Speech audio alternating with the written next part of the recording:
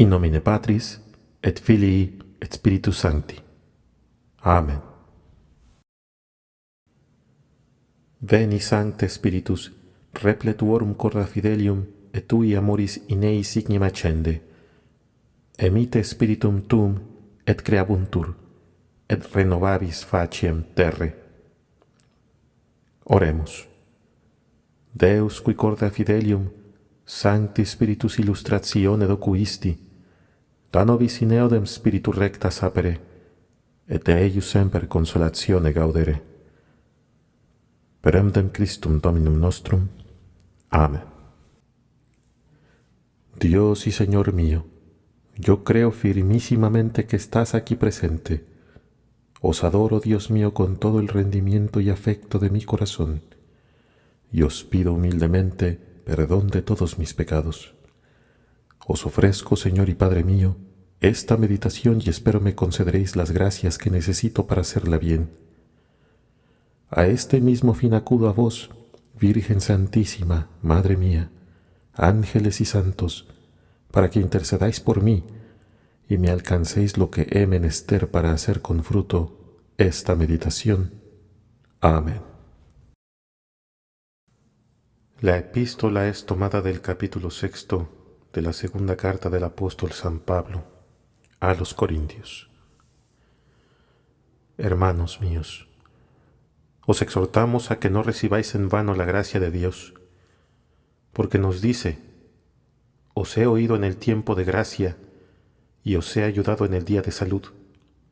He aquí ahora el tiempo de gracia, ahora son los días de salud.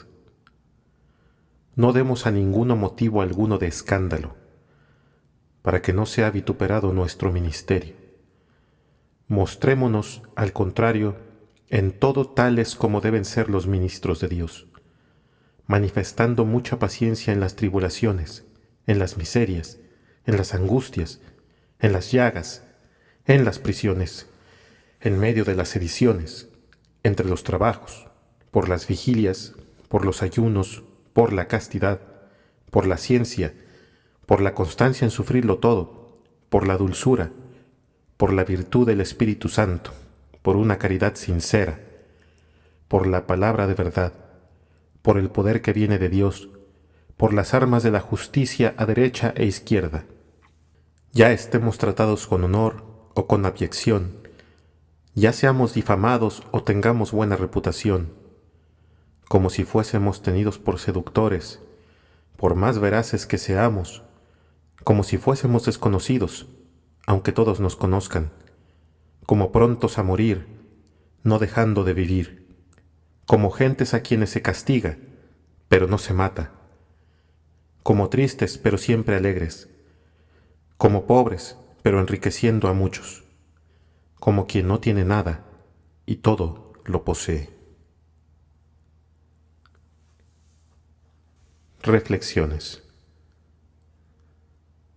Os exhortamos a que no recibáis en vano la gracia de Dios.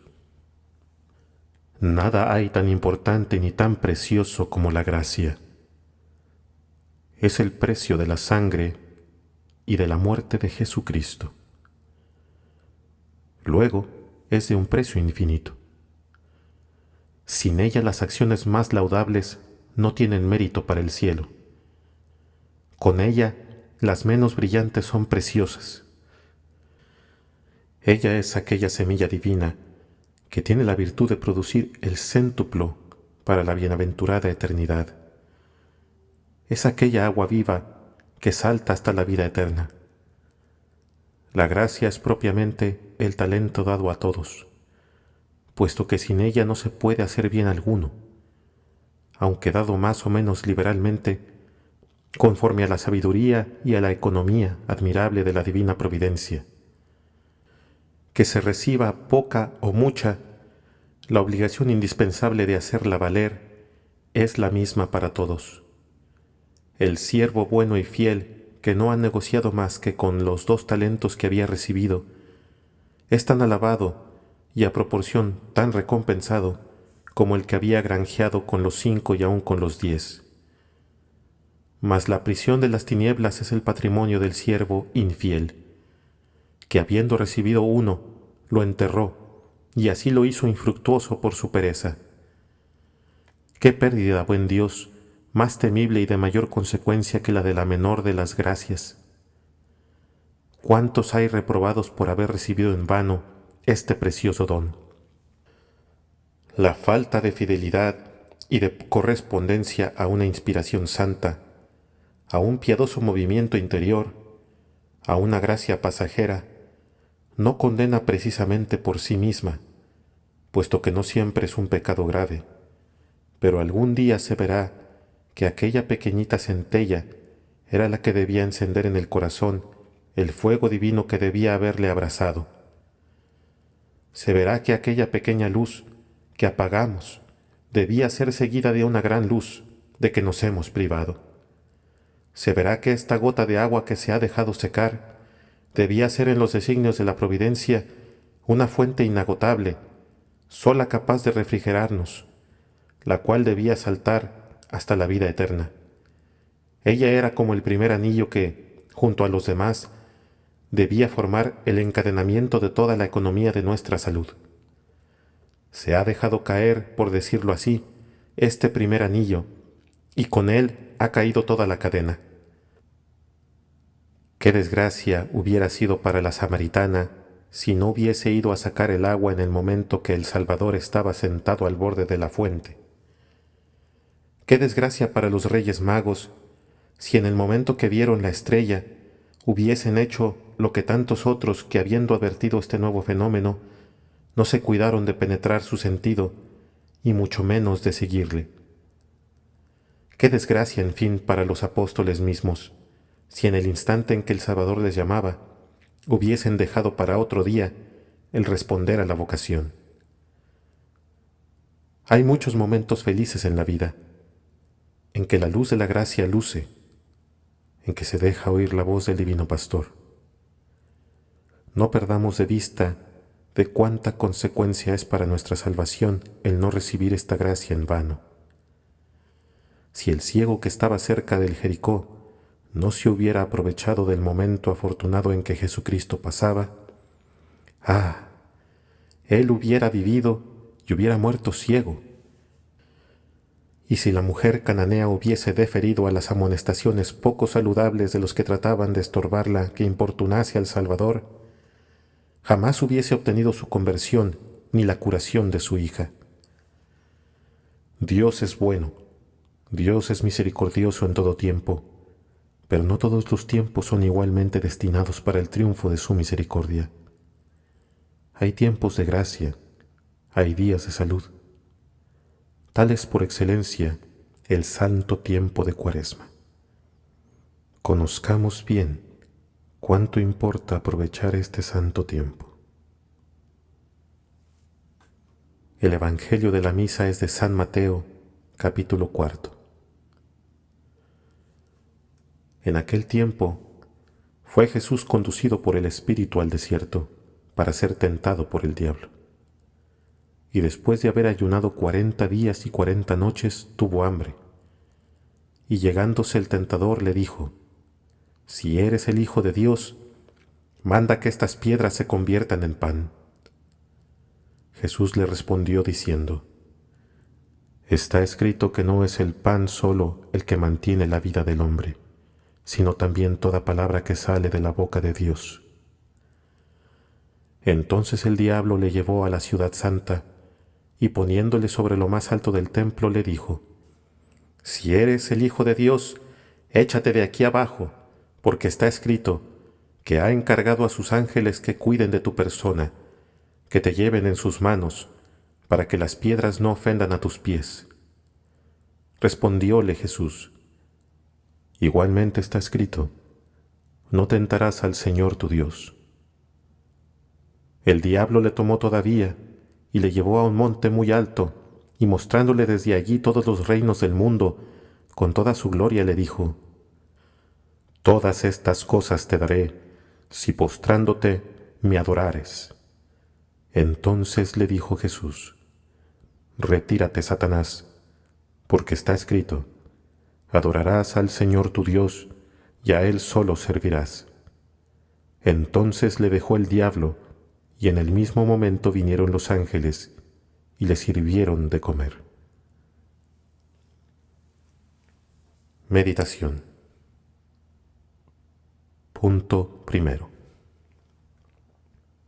Considera que nuestra vida es una guerra continua con enemigos tanto más temibles cuanto que atacan a nuestra salvación, y son sumamente astutos para hacerlo. Estos enemigos son lisonjeros, dulces, insinuantes, arteros y casi todos domésticos. Inclinaciones viciosas, natural avieso, pasiones nacidas con nosotros, amor violento del placer, codicia, concupiscencia, un corazón corrompido cuyo espíritu es siempre el engaño, sentidos sobornados que tan fácilmente seducen al corazón, objetos que tientan, ejemplos que autorizan el vicio y que favorecen tanto la inclinación.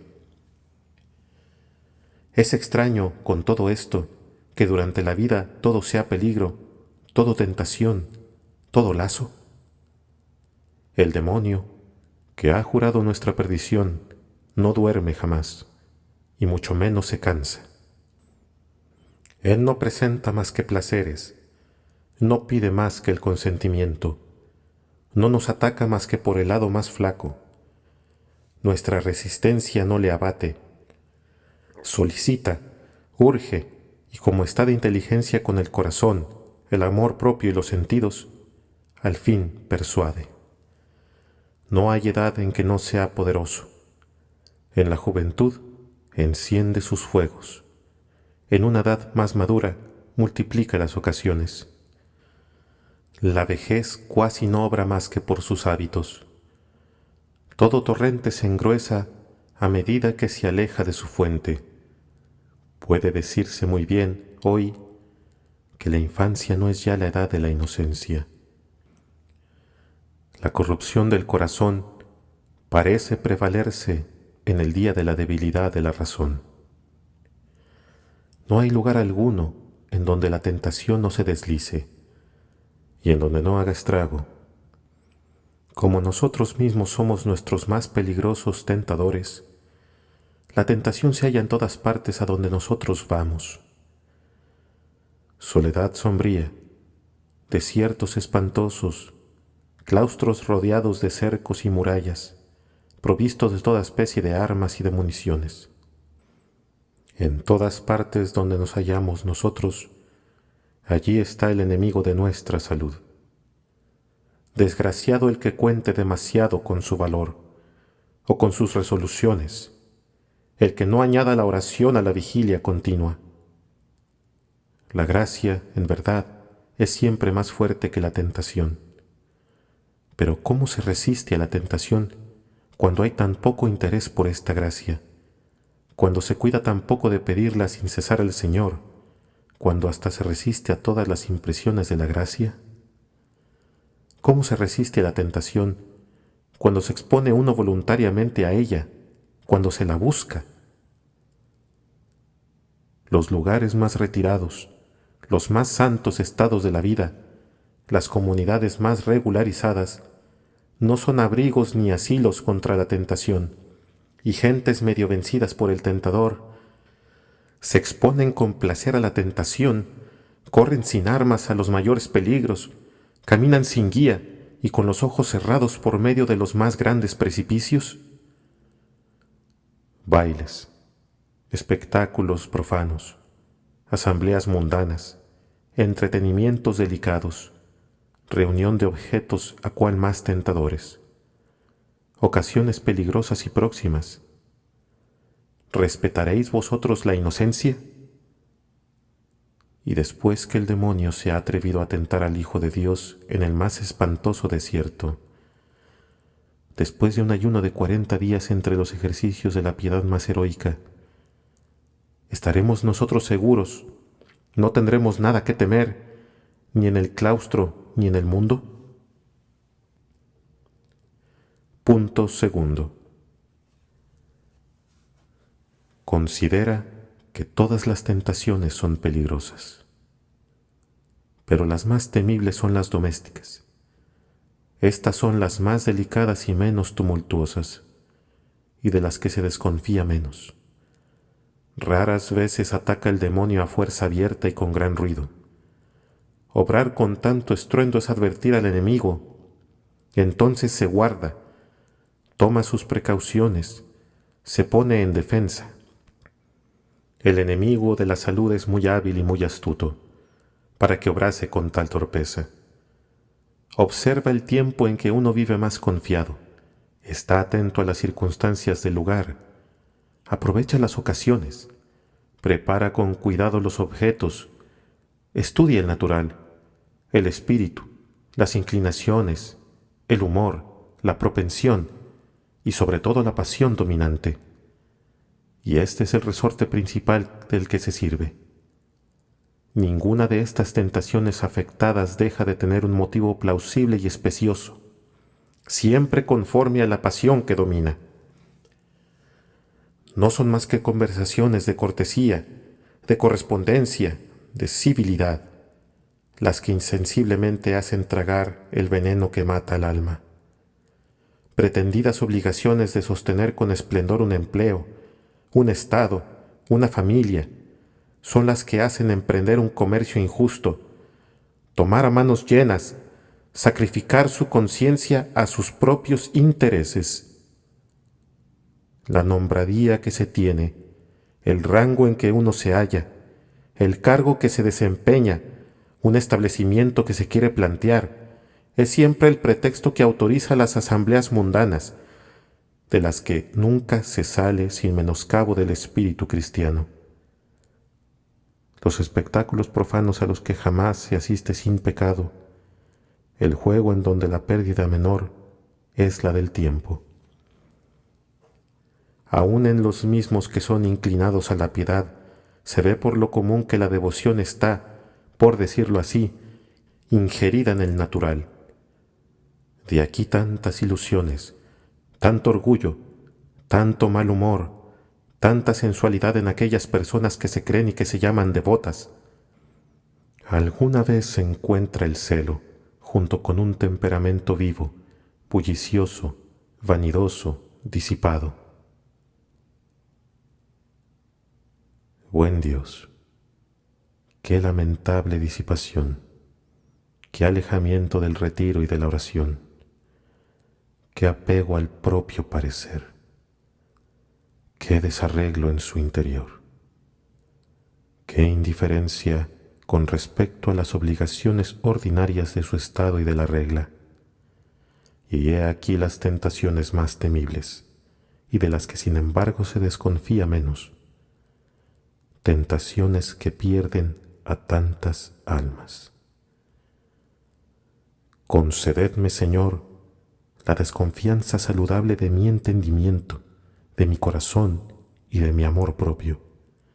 Y cuanto más sutil, artificiosa y delicada sea la tentación, tanto más resuelto estoy yo, mediante vuestra gracia, a velar, temer y orar. Yo espero, Señor, que con el auxilio de vuestra gracia evitaré tantos peligros y apoyado en vuestra asistencia, no habrá dificultades que yo no venza. Dad, Señor, una señal brillante de vuestra bondad conmigo.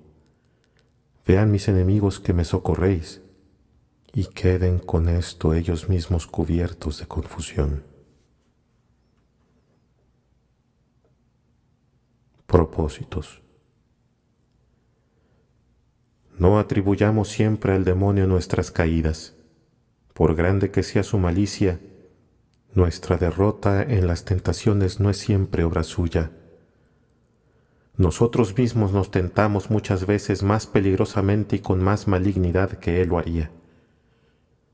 ¿Para qué quiere emplear sus armas contra gentes que en su fondo se alimentan del contagio que les debe hacer perecer y que son más industriosas para emponzoñarse que él solícito y empeñado para perderlas?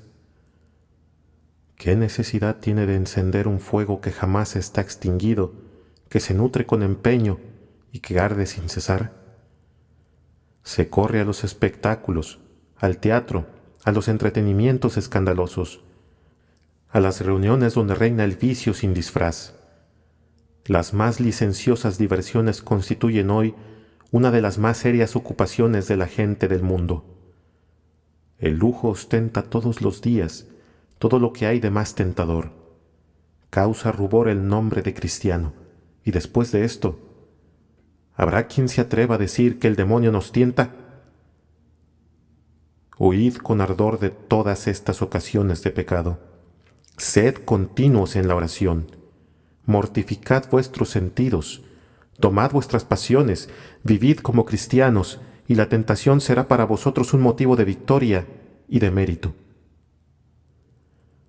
No os expongáis al peligro, y no pereceréis en él. Desconfiad siempre de vuestro natural, y mirad como vuestro principal enemigo a vuestro amor propio. Por más santo que sea vuestro estado, desconfiad de vuestro propio corazón. Las mejores tierras abundan regularmente en malas hierbas, si les falta la cultura. Si os halláis en el estado religioso, guardad con puntualidad vuestras reglas. Desconfiad de un celo demasiado impetuoso. Observad con exactitud todas vuestras prácticas de piedad. No descuidéis el examen de conciencia. Aprovechad el uso de los sacramentos. Con estas sabias precauciones, pidiendo continuamente el socorro del cielo, las tentaciones, lejos de dañar vuestra virtud, la purificarán. Os doy gracias, Dios mío, por los buenos pensamientos, afectos e inspiraciones que me habéis comunicado en esta meditación. Os ofrezco los propósitos que en ella he formado, y os pido gracia muy eficaz para ponerlos por obra, y a este fin os suplico a vos, María, Madre mía, ángeles y santos de mi devoción, que intercedáis por mí y me alcancéis esta gracia. Amén. In nomine Patris, et Filii, et Spiritus Sancti. Amen.